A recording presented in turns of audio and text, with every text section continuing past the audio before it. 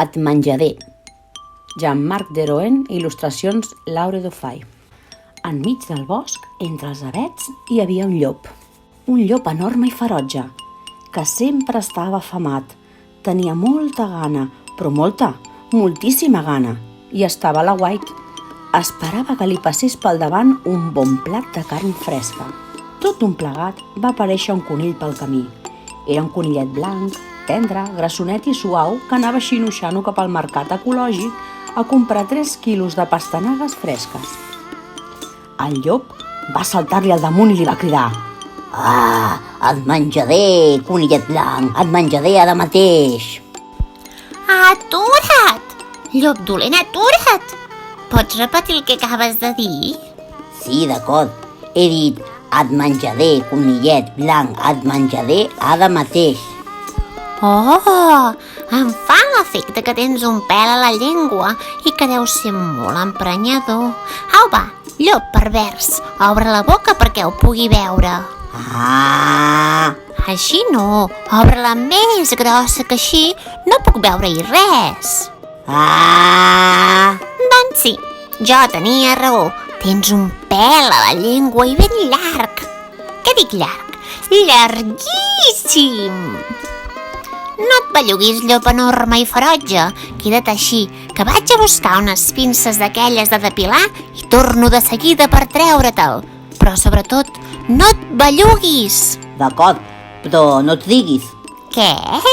Com dius? Dic que d'acord, però sisplau, no t'ho diguis, no hi puc estar gaire temps així. I el llop va esperar 1 hora, 2 hores, 3 hores, i de sobte va aparèixer pel camí un conillet vermell. Et menjaré, conillet vermell, et menjaré ara mateix. Mira, tol, si no en té ni idea. No en tens ni la més remota idea, llop ferotge i pervers. Si vols menjar-te un conill, no pots fer-ho pas així. Per caçar-me'l, primer t'has d'amagar darrere un arbre i jo no t'he de veure ni sentir-te. Ui, i a més, tens un pèl a la llengua. Serà possible? Va, comencem, intenta-ho una altra vegada. Amaga't darrere d'aquest arbre, jo me'n vaig i faig veure que no t'he vist. I quan sentis que arribo, pam! Surts de l'amagatall, em saltes al damunt i m'enxampes, d'acord? D'acord, ets molt amable, per part teva, molt amable. Ets un conillet vermell encantador. El llop es va amagar darrere d'un avet gros i va esperar. Tenia gana, molta gana, cada vegada més gana. Jo diria que tenia més gana que un llop. El llop va esperar 1 hora, 2 hores, 3 hores, fins que tot d'una va sentir un soroll. El llop va pensar: faré exactament el que m'ha dit el conillet vermell. Va sortir del seu amagatall i va saltar com una fera damunt del conillet amb la boca oberta de bat a bat. Però el conillet, tot i que era vermell, no era tan petit com ell recordava. Ben al contrari, era gros, molt gros, però que molt gros.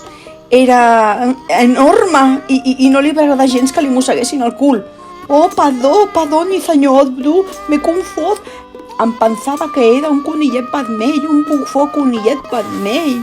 Com dius? Jo? Un bufó conillet vermell? Tu no estàs bé del cap. Com t'enxampi, ja t'ho trobaràs. El llop va córrer i va córrer. Va córrer, cames, ajudeu-me. Va córrer com un boig, perseguit per l'ós feroç. Va córrer tan de pressa que... Pum, patapam! Aquella cursa esbojarrada va acabar davant d'un roure enorme que casualment era allà, al bell mig del camí, i el llop va quedar ben estabornit.